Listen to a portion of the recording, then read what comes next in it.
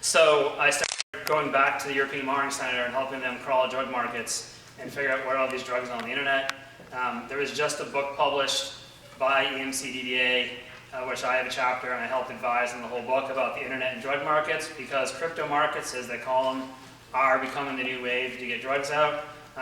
We also worked with a number of national police forces to figure out where these crypto markets go in the stack of organized crime.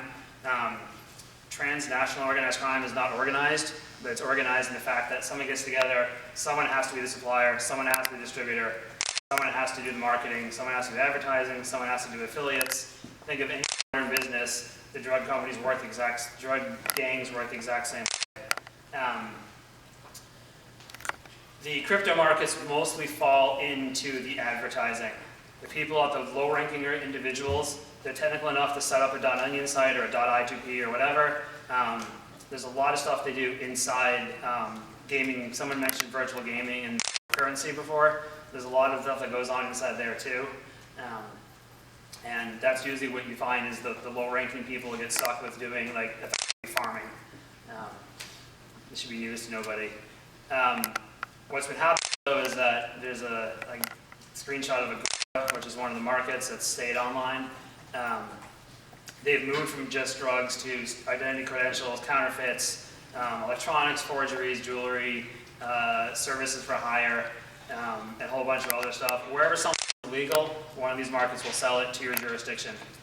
A surprising number of them are now starting to go language specific, which sort of belies who runs it, who their target market is.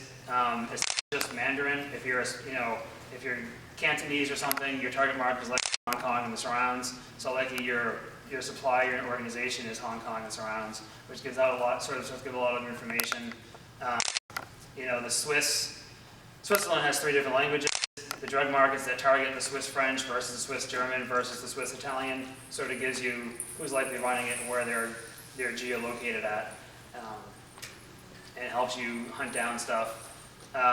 Passports are becoming the big thing, since many passport agencies don't have the security you'd think they would, or all those terminals in the airport where they have you put your passport in for international flights. Credit card skimming. Well, skimming is not just for credit cards. Your passport can be skimmed too, and you just gave up all the information that they can go get and find and clone. Since then, I've worked with a number of police organizations to help take down some hidden sites that were serving up some horribly bad stuff. I won't traumatize you with the content on there, but it brings child abuse and trafficking to a whole new level. It's not so much the quantity, it's the quality of what's on there. Is that this is new stuff no one's seen before, new kids, new people. Kids that have been brought up solely to be abused online is what's showing up. And there's, all the money right now is in counterterrorism, but there's plenty of money going towards the child abuse because it's becoming such a growing problem. So, okay, so there's the whole law enforcement side and all this. What also happened is, there's entrepreneurs, we'll call them, who are moving from the open web. They're tired of easily being able to track from their IP addresses to the whois information to their credit card information. The financial chain is the easiest way to hunt down any criminal, especially the unsophisticated ones who think they're internet gods but don't actually understand how the financial world works. And revenge porn has become a thing. There was one site that made a lot of press called Pink Meth, which has since been taken down, because the Pink Meth site, much like the Facebook and the DuckDuckGo site, the Pink Meth site, it was just another .onion address pointing at the public pinkmeth.com. So it's pretty easy to tell who hosted that, who was doing. The way I got involved in it is one of the victims called up and blamed me for creating the technology that let her all the pictures she shared with her boyfriend go up online and then get spread all over the world. And she had her first response when people started contacting her was really angry, and she started, basically insulting people, which just spread it further because the people who were trolling and attacking her now had a viable and angry target, and it just sort of made them entitled to keep going with it. The real-world effects of this have been a number of people who are affected by revenge porn are now committing suicide. These are mothers, these are fathers, these are teenagers, predominantly women, and it's an unfortunate happening with the tie between the dark web and the real world is that the dark web, most people felt that Silk Road, what does it matter? They're just selling drugs, people who go buy drugs anyway. It's a bunch of drug addicts, it's wholly harmless, it's some libertarian, dream. But as it moves beyond just the dark web to actually affecting people's lives, this is where, law enforcement gets involved. This is where people start to question if the main usage of the technology is negative. When do you shut down the technology, or need to do something to stop all the negative usage of it? The revenge porn was just the start. Without the slides, it's very hard to describe, but the effects are mostly psychological. It ties into domestic violence and victims of trafficking who have been just horribly psychologically abused, even though they know nothing about what the dark web is. And the real-world consequences are trying to help the victims who have no control over what's happening beyond stop sharing pictures. Many times they didn't share the pictures. They broke up with an old boyfriend, or something happened, or a boss, and they put the pictures online. And one part of it is, the quick answer most victims get is, well, don't show the pictures at all, don't take the pictures. But that sort of defeats the whole point of building a relationship with someone, especially if you've been in a long-term intimate relationship. You're going to have pictures of all sorts of stuff that you don't think are worth anything until maybe after you break up, the jerk you break up with will then go post everything online to get back at you. The most effective way to combat this has been legal.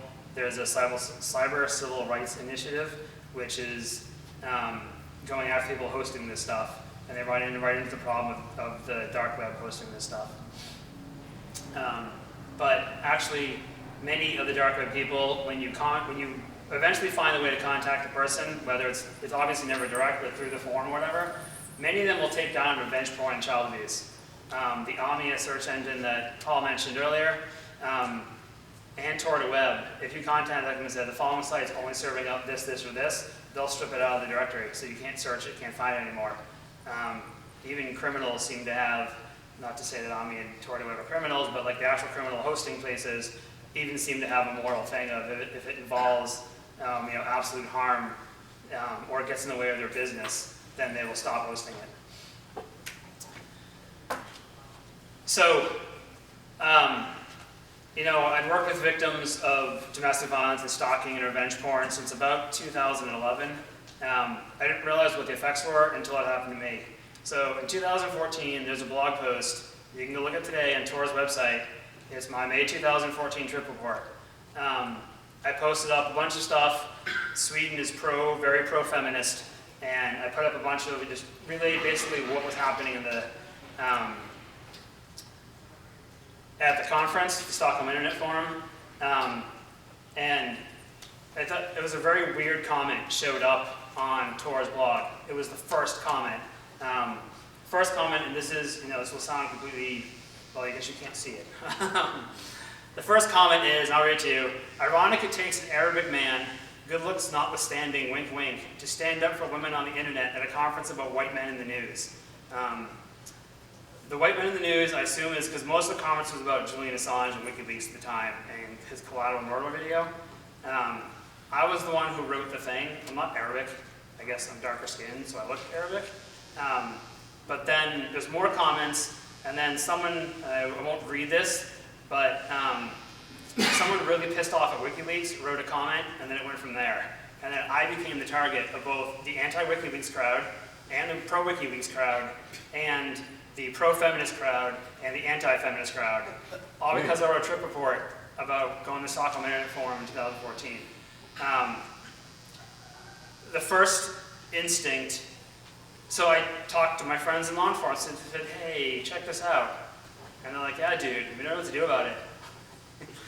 you create your own problem. You create a Tor, so we can try to figure out what it is, but good luck. So the other thing, which you can't see, is my Twitter direct messages. I joined Twitter, and I have a bunch of direct messages from apparently the person who posted the Arabic man thing, and the anti-WikiLeaks and the pro-WikiLeaks people flooded my DMs, flooded me with DMs about all sorts of stuff. Then I started getting phone calls. Then I started getting more threat emails. I started getting mail at my house. Someone attempted to dox me, but doxed the wrong Andrew Lewman, which is amazing because there's only 3 of us on the internet. One is in high school, one is an insurance salesman, and then there's me. I know the 3 because I met them, because they all came to me and said, dude, what the hell did you do to us? And those are fun conversations you don't want to have on the phone. Hi, great to meet you. Sorry I fucked up your life.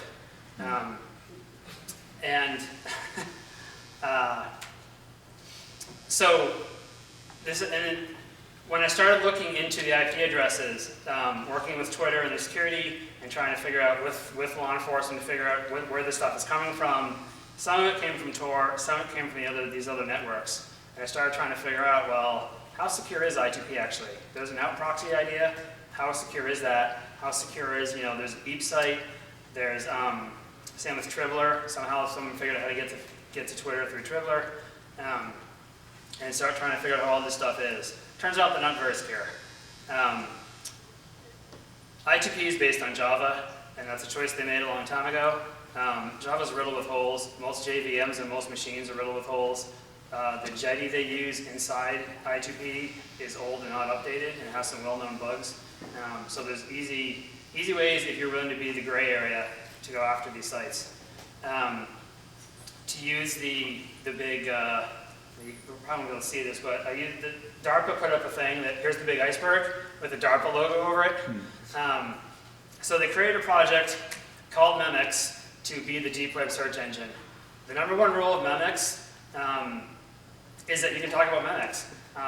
The number 2 rule of Memex is you cannot operationalize any of the tools they create.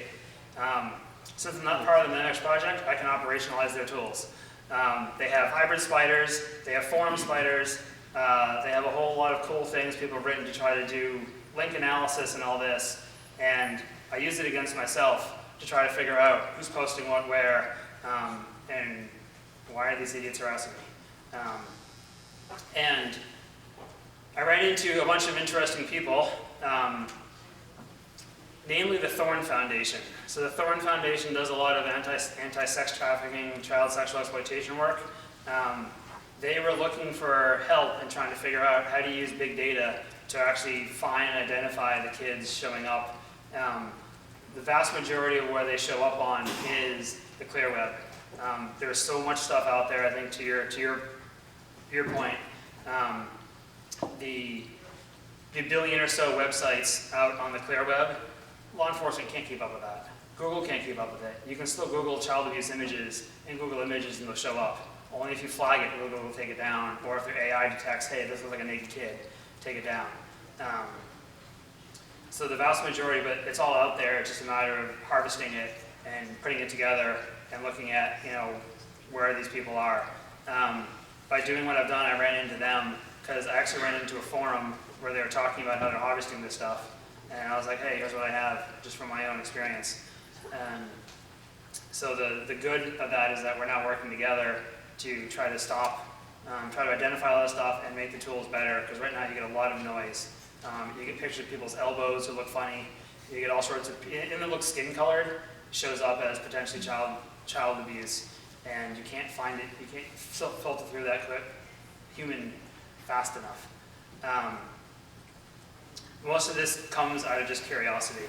I just start exploring the dark web, I start looking at these technologies, I load them up, I run some I2P servers, I run some Tor relays, I run a Tribbler node, I run a bunch of these things, and a lot of it is just to learn how do they work, what do they do, who's using it, and what can you do good with it. And